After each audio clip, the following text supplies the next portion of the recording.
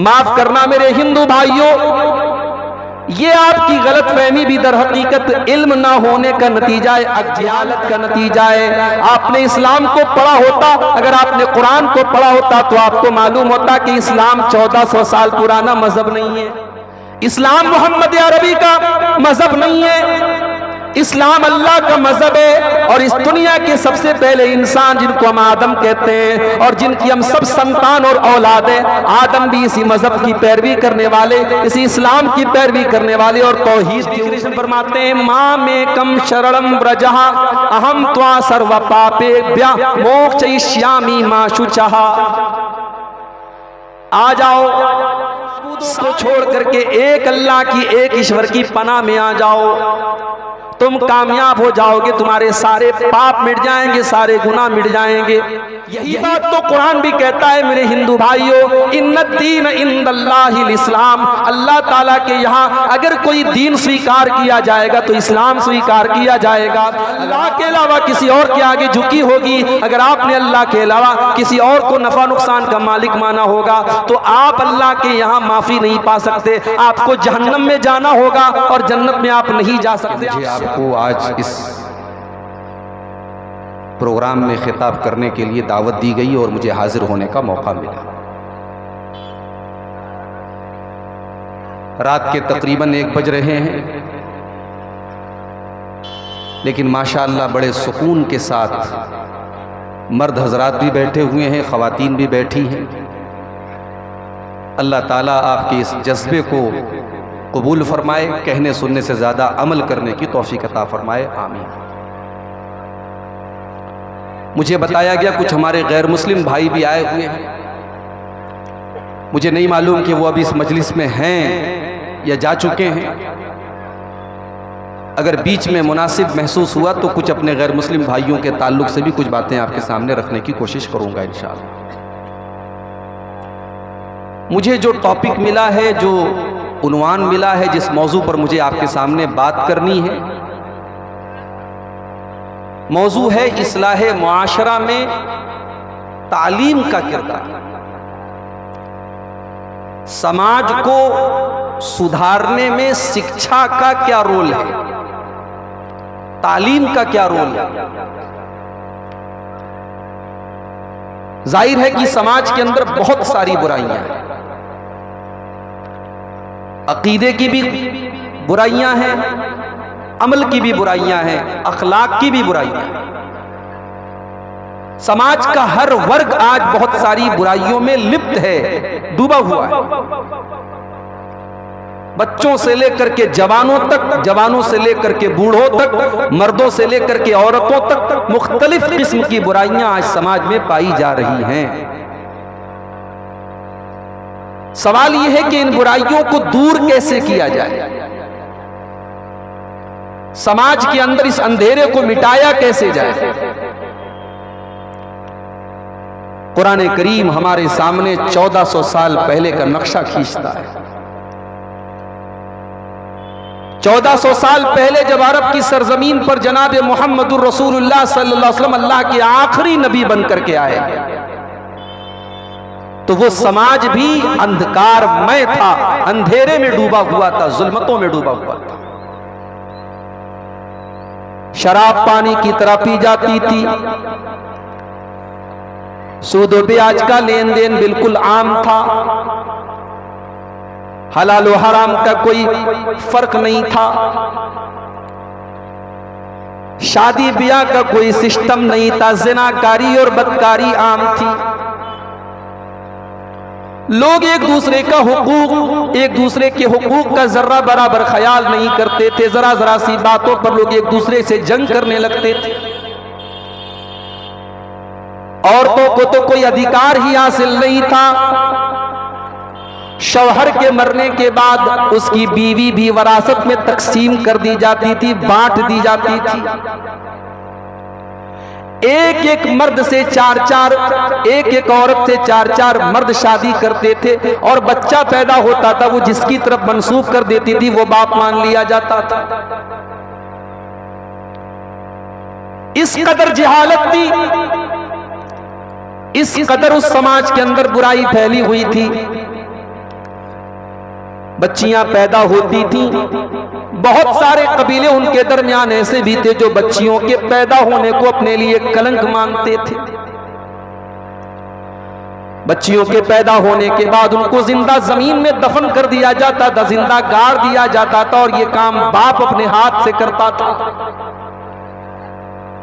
कुरान करीम ने नक्शा खींचा, व इज़ा बुश्शिरा अहदुहुम बिल उन्सा ज़ल्ल वजहुहु मुस्वद्दन व हुवा कज़ीम।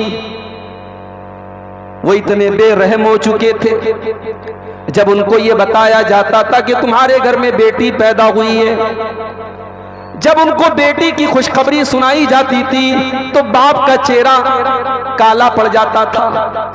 यतवारा मिनल कौमी मिन सूई मा बुश्शिरा बिही अयुमसिकुहु अला हूनिन अम यदुस्सुहु फित तुराब।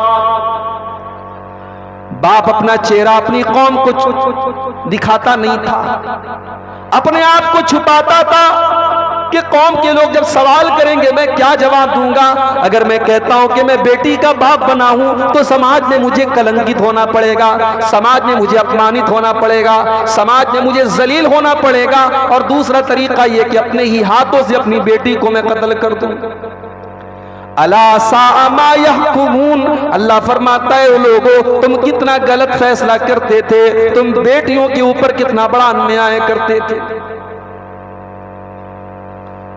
आज हमारे प्रधानमंत्री जी का नारा है बेटी पढ़ाओ बेटी बचाओ।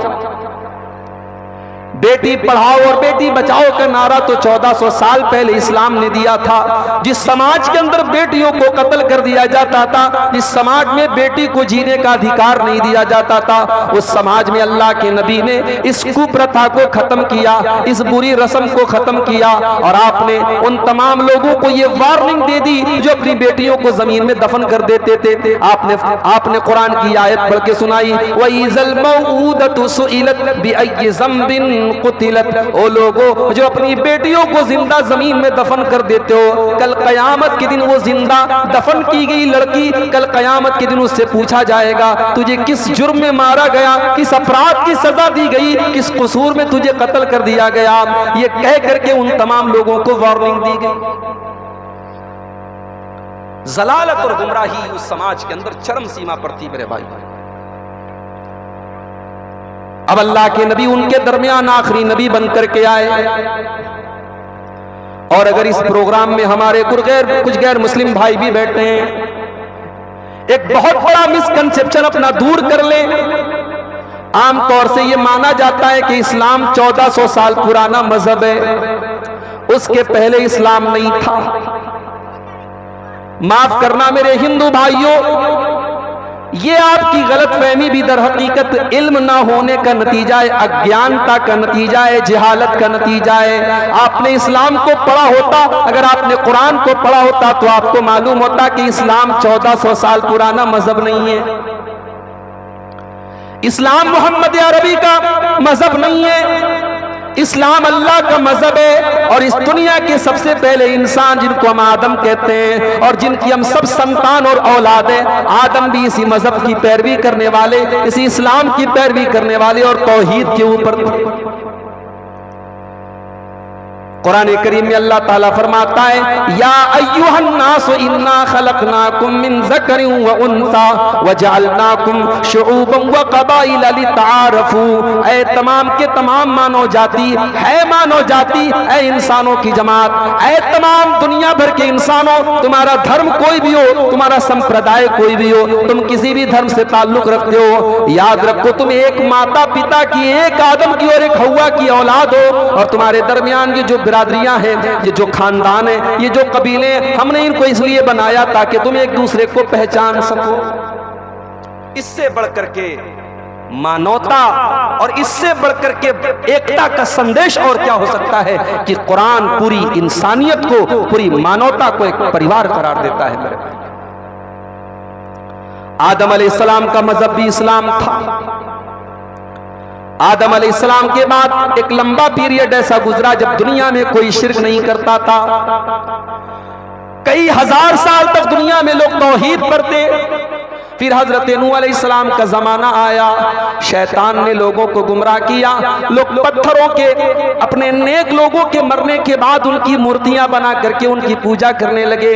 अल्लाह को छोड़ करके उनके आगे सर झुकाने लगे, उनके आगे सजदा करने लगे। उनको अपना मुश्किल कुशा और अपना संकट, अपनी मुसीबतों को दूर करने वाला संकट मोचक समझने लगे।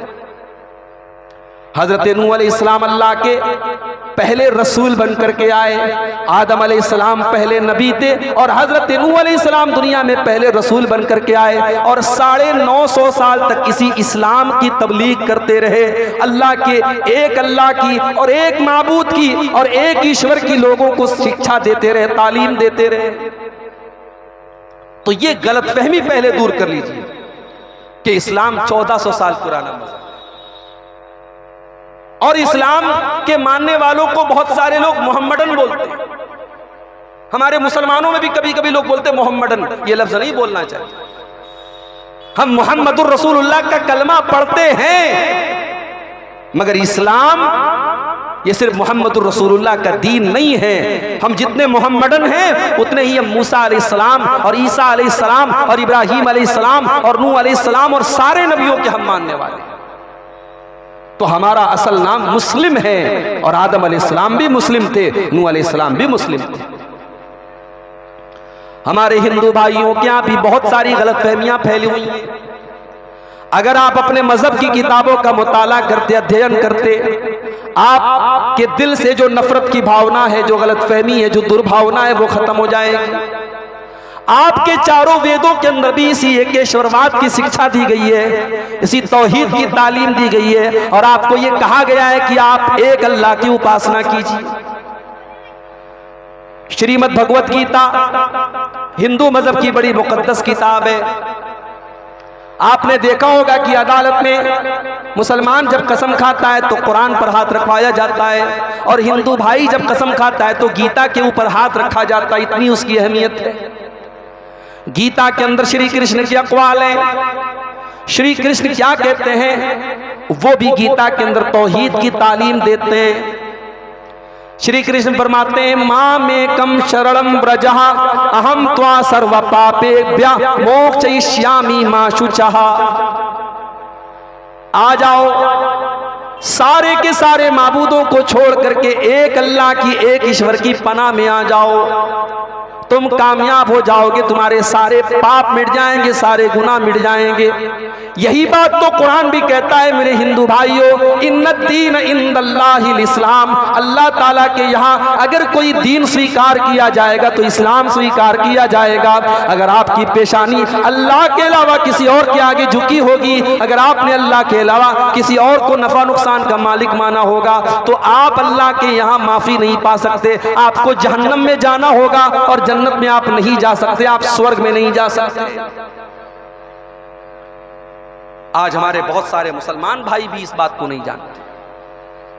अफसोस के साथ कहना पड़ता है, हिंदू मजहब की पहचान स्वास्तिक का निशान, ईसाई मजहब की पहचान क्रॉस का निशान, मुसलमानों की पहचान किसी दरगाह का फोटो, किसी मजार का फोटो।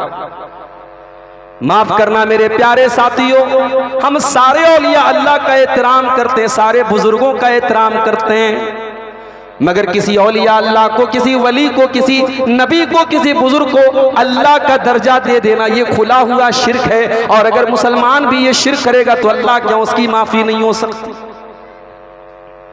मौलाना अल्ताफ हुसैन हाली ने क्या प्यारी बात कही थी, करे गैर गर बुत की पूजा तो काफिर।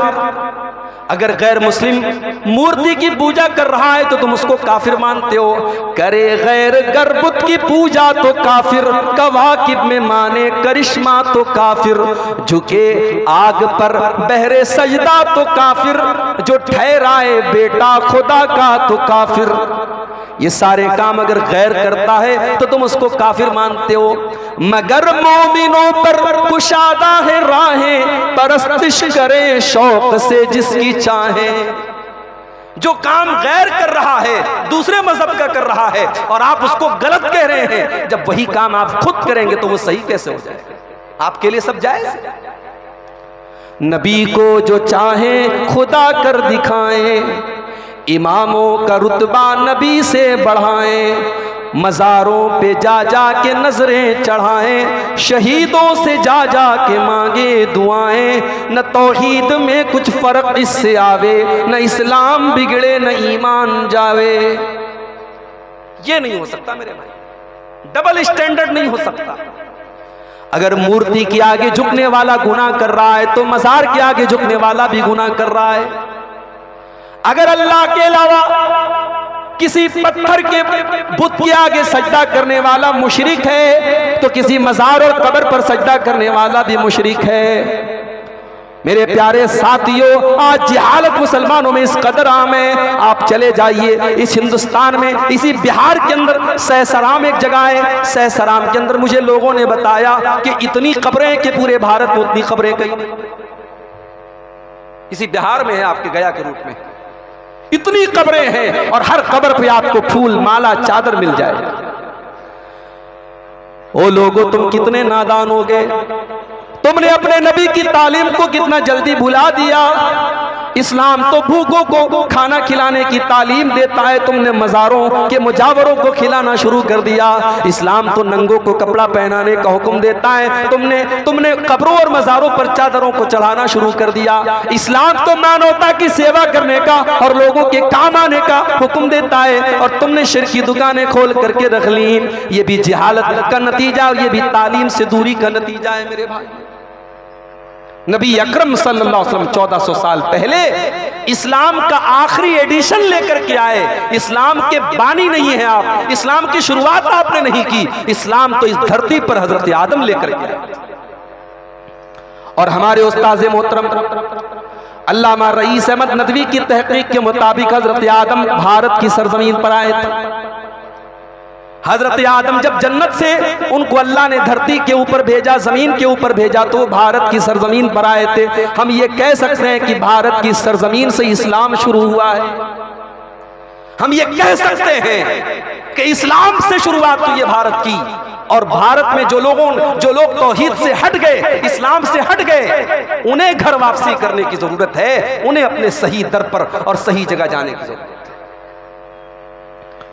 जब बच्चा माँ के पेट से पैदा होता है वो भी मुसलमान ही पैदा होता है।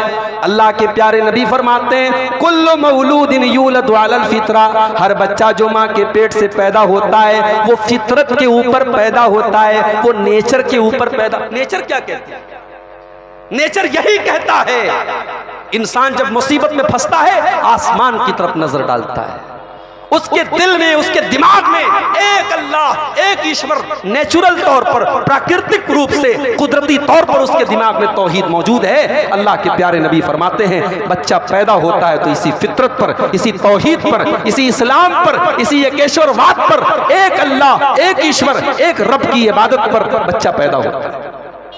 सुम्मा बवाहु युहव्विदानिही व युनस्सिरानिही व युमज्जिसानिही, फिर उसके माता पिता उसको यहूदी बना देते हैं, क्रिश्चियन बना देते हैं, बुत परस्त बना देते हैं, मजूसी बना देते हैं। बच्चा तो इस्लाम पर पैदा हुआ था, उसने जैसा माहौल पाया उसी माहौल में ढल गया। इसलिए इस्लाम को जिसने छोड़ दिया आज उसको अपने सही रास्ते पर आने की ज़रूरत है, उसे घर वापसी करने की ज़रूरत है, उसे अपने बाप हजरत आदम के मजहब के अंदर आने की ज़रूरत है।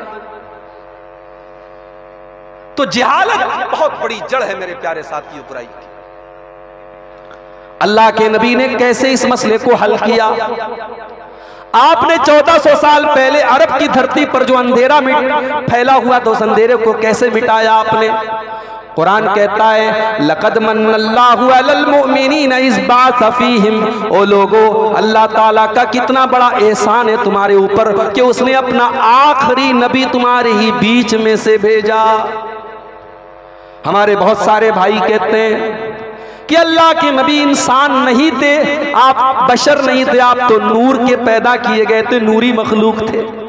ओ लोगो अल्लाह के नबी को अगर आप इंसान नहीं मानते तो ये कोई अल्लाह के नबी के सम्मान की बात नहीं है, ये आपकी ताज़ीम की बात नहीं है, आपके एहतराम और आपके मकाम की बात नहीं है। आपकी अजमत तो इसी में है कि आप इंसान थे लेकिन फिर भी आप मासूम थे। आप इंसान थे लेकिन इंसानों में सबसे आला थे। आपसे बेहतरीन इंसान दुनिया में ना आया है ना आएगा।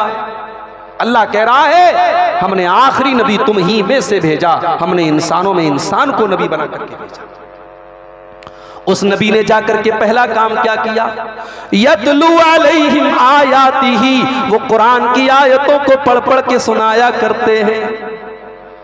ओ लोगो, जाओ जरा अपने घर का जायजा ले लो, आपके घर में कुरान को कितना पढ़ा जाता है, जरा जाकर के आप जायजा ले लो। अब्दुल गफ्फार साहब तो एक दिन आएंगे, तकरीर करके चले जाएंगे। आप अपने घर में साल के 360 दिन आप गौर कीजिए, आपने अपने नबी के मिशन को कितना आगे बढ़ाया, आपने कुरान को खोल करके कितना पढ़ा, आपके घर में कुरान कितना पढ़ा जाता है, औरतें कितना पढ़ती हैं, बच्चे कितना पढ़ते हैं, बूढ़े कितना पढ़ते हैं, आप खुद कितना कुरान पढ़ते हैं। मौलवी साहब टाइम नहीं मिलता है, बड़े बिजी लोग हैं, दुकान पे चले जाते हैं, औरतें बेचारी बड़ा काम करती हैं, समय नहीं मिलता, टाइम नहीं मिलता। मोबाइल के ऊपर व्हाट्सएप का मैसेज चेक करने का तेरे पास तो दिन भर में हजारों मर्तबा टाइम है। कोई मिनट ऐसा नहीं जब तू मोबाइल खोल करके मैसेज न चेक करे, कोई घंटा ऐसा नहीं जब तू मोबाइल पर बिजी न हो। 24 घंटे में एक घंटा और आधा घंटा भी ऐसा नहीं होता कि आप मोबाइल से दूर रहें। ओ लोगो, तुमने कुरान का मकाम आज मोबाइल को दे दिया।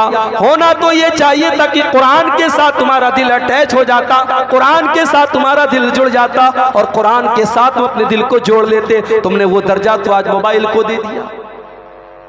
रात में जब सोने जा रहे हो तब भी हाथ में मोबाइल है, सुबह को सो करके उठ रहे हो तब भी हाथ में मोबाइल है, बच्चों के हाथ में मोबाइल है, बड़ों के हाथ में मोबाइल है। अभी आगे रमजान का महीना आ रहा है।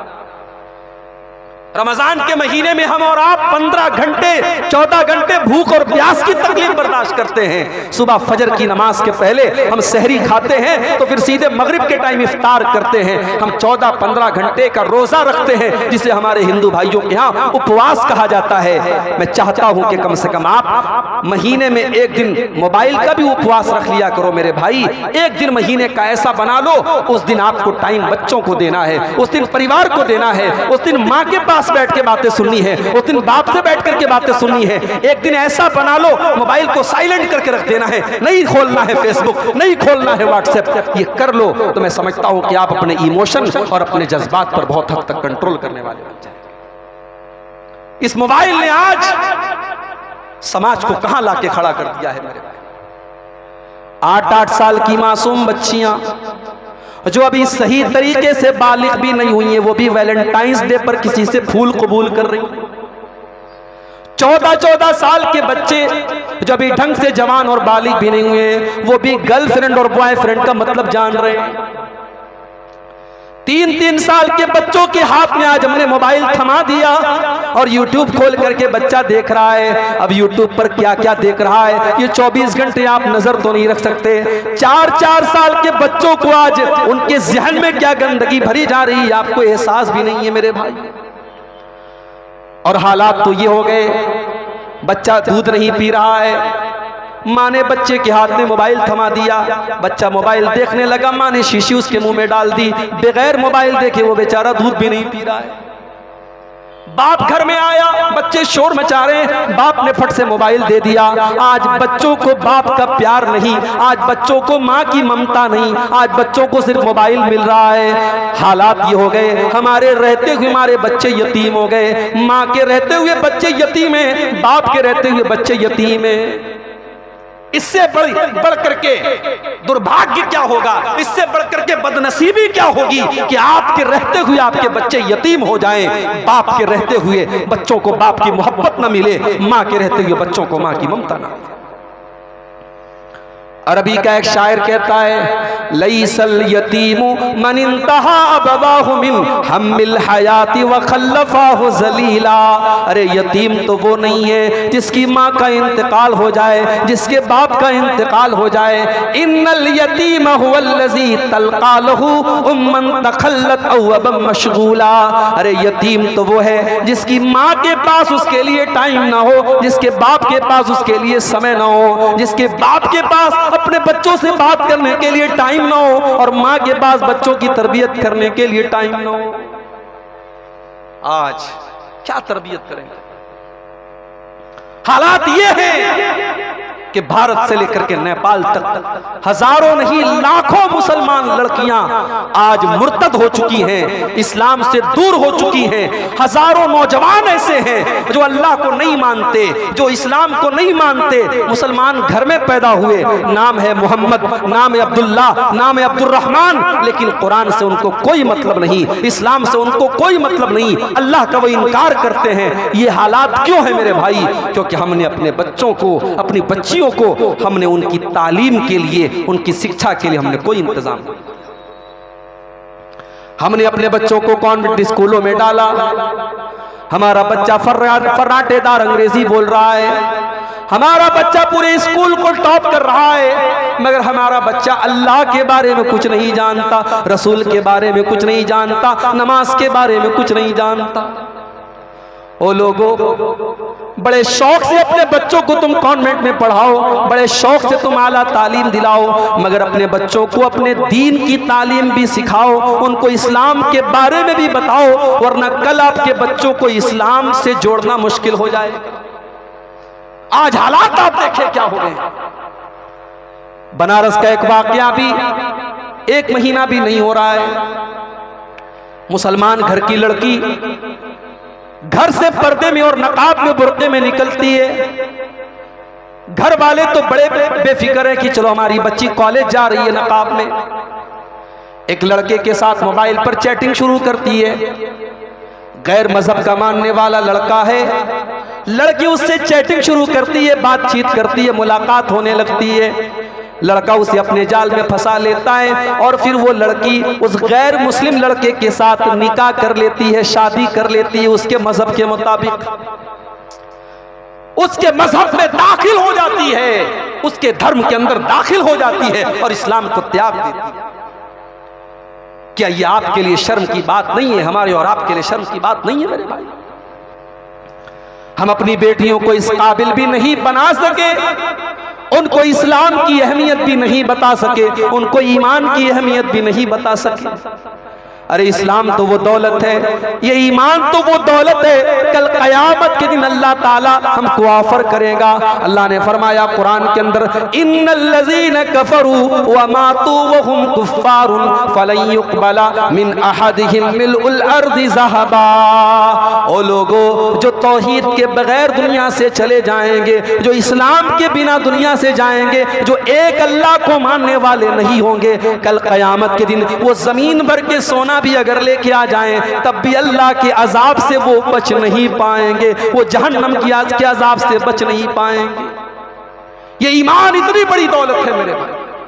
आप गरीब हैं, आप मजदूर हैं, आप ठेला चलाते हैं, आप रेडी पर सामान बेचते हैं, आप सूखी रोटी खाते हैं, आपका घर टूटा फूटा घर है, लेकिन अगर आपके पास ईमान है, आपके पास तौहीद है, आपका सर एक अल्लाह के आगे झुकता है, रब्बे काबा की कसम आपसे बड़ी दौलत किसी के पास नहीं है। आप उस अरबपति से बेहतर हैं, उस करोड़पति से बेहतर हैं, जिसके पास सब कुछ है मगर रब की तौहीद नहीं है, रब का ईमान नहीं है, इस्लाम नहीं। हम इतने बदनसीब हो गए, हम अपनी बेटियों को तौहीद की और इस्लाम की अहमियत भी नहीं बता सके मेरे भाइयों। अरे इस्लाम तो वो दौलत है जिसको पाने के लिए सुमैया रजी अल्लाह ताला अन्हा ने कितनी बेदर्दी से शहादत को कबूल कर लिया। अबू जहल ने सुमैया को उनके शौहर के सामने और उनके जवान बेटे के सामने नंगा कर दिया। हाय हाय, सोचो तो सही, एक माँ के लिए कितनी डूब मरने की बात है, कितनी गैरत की बात है, कितनी शर्म की बात है कि जवान बेटे के सामने एक माँ को नंगा कर दिया जाए। ओ सुमैया, तेरे इस्लाम का क्या कहना, तेरे ईमान का क्या कहना, तेरे इस्तिकामत का क्या कहना? तूने अपने जवान बेटे के साथ सामने नंगा होना तो गवारा कर लिया, मगर इस्लाम को त्यागना तूने गवारा न किया, तूने इस्लाम को छोड़ना गवारा न किया। सुमैया ने ये जिल्लत तो बर्दाश्त कर ली मगर इस्लाम को नहीं छोड़ा।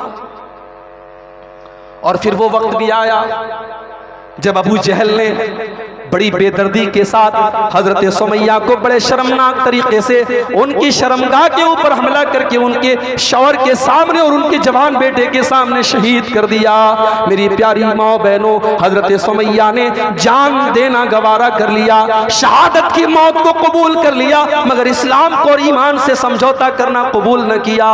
ओ लोगों, आज हम अपनी बेटियों को इस लायक भी न बना सके, वो इश्क और मोहब्बत और प्यार के लालच में आकर और किसी की मीठी और चिकनी चुपड़ी बातों में आकर आज इस्लाम को छोड़ रही है।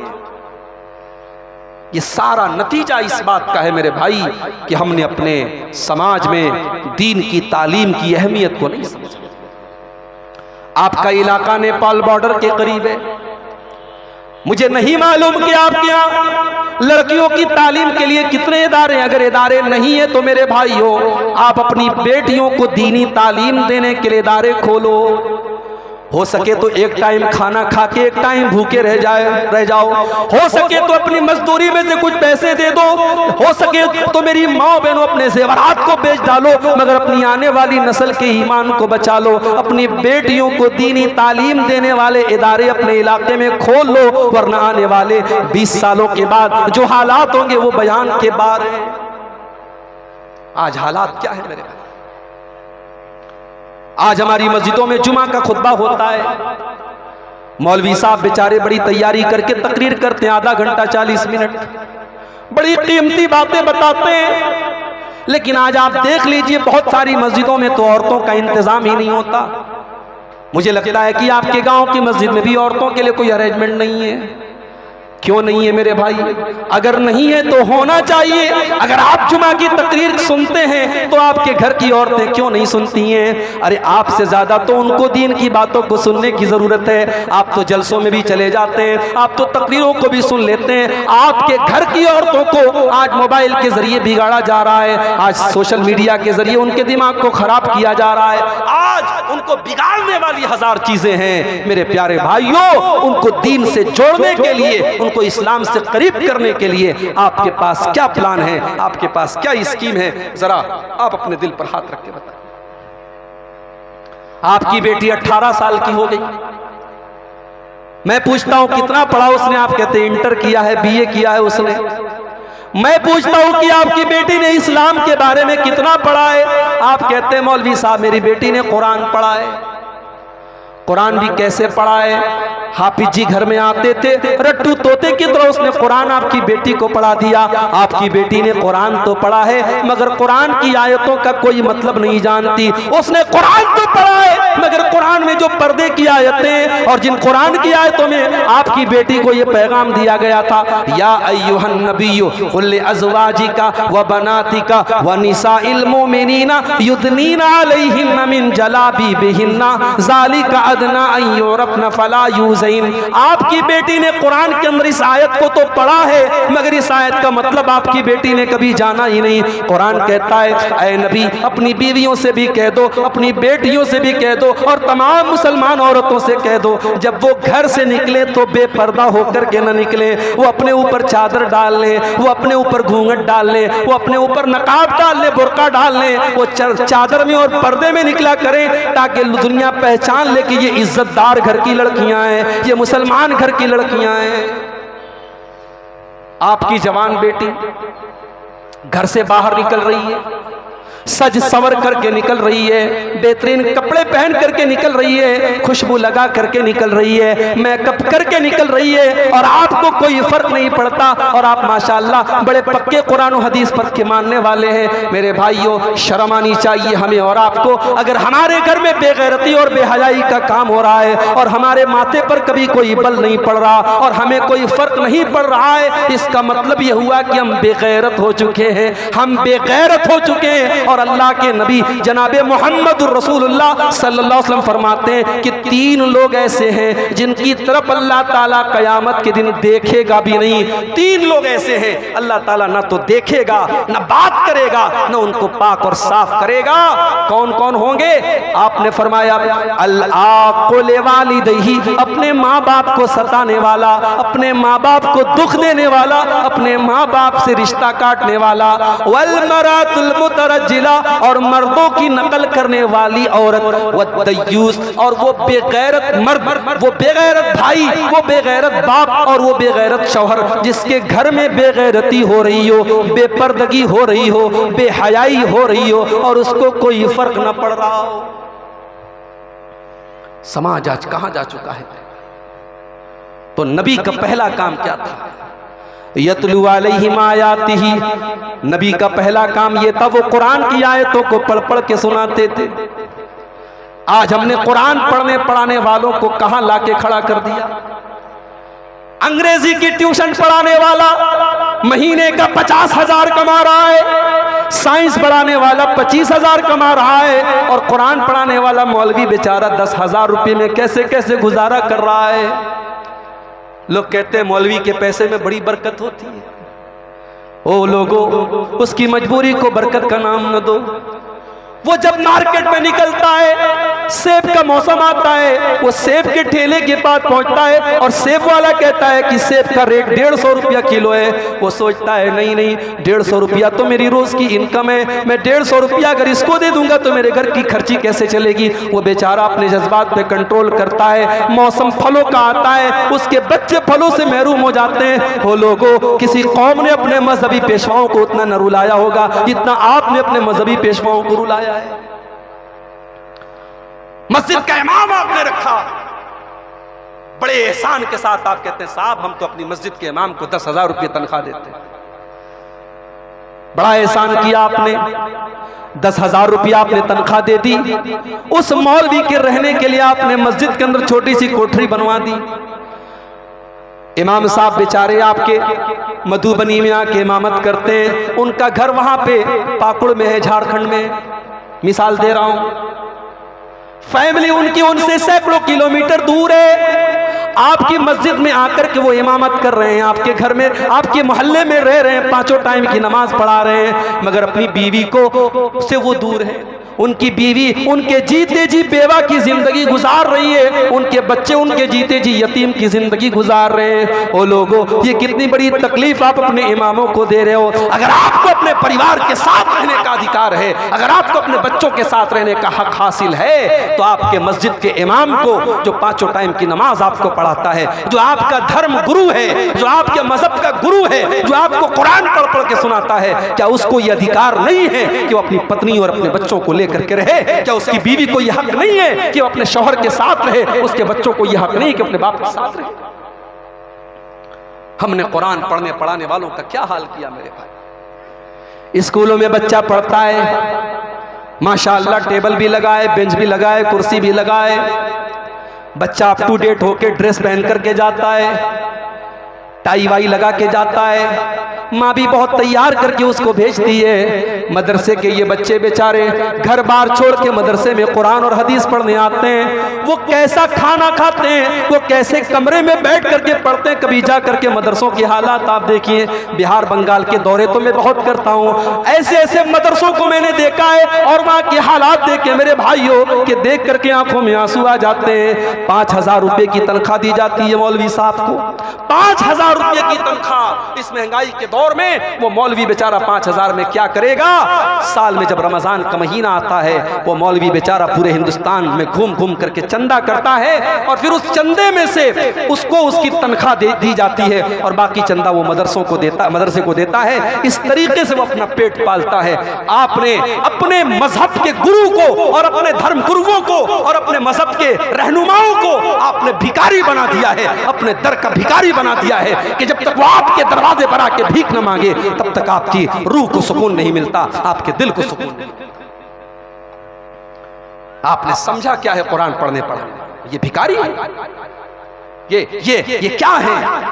आपने कुरान पढ़ने पढ़ाने वालों को हकारत की नजर से देखा, आपने उनको जिल्लत की नजर से देखा, मगर आपको शायद पता नहीं है कि उनका दर्जा क्या है, उनका मकाम क्या है। अल्लाह के प्यारे नबी फरमाते हैं, खैरुकुम मन तअल्लमल कुरान व अल्लमहु, तुम में सबसे बेहतरीन इंसान वो है जो कुरान को पढ़ता है, पढ़ाता है, कुरान को सीखता है, सिखाता है, कुरान का इल्म हासिल करता है और दूसरों को कुरान पढ़ाता है। ये दर्जा अगर आपके समाज में किसी को हासिल है, उस मौलवी को हासिल है, उस हाफिज जी को हासिल है जो कुरान आप तक पहुंचा रहा है।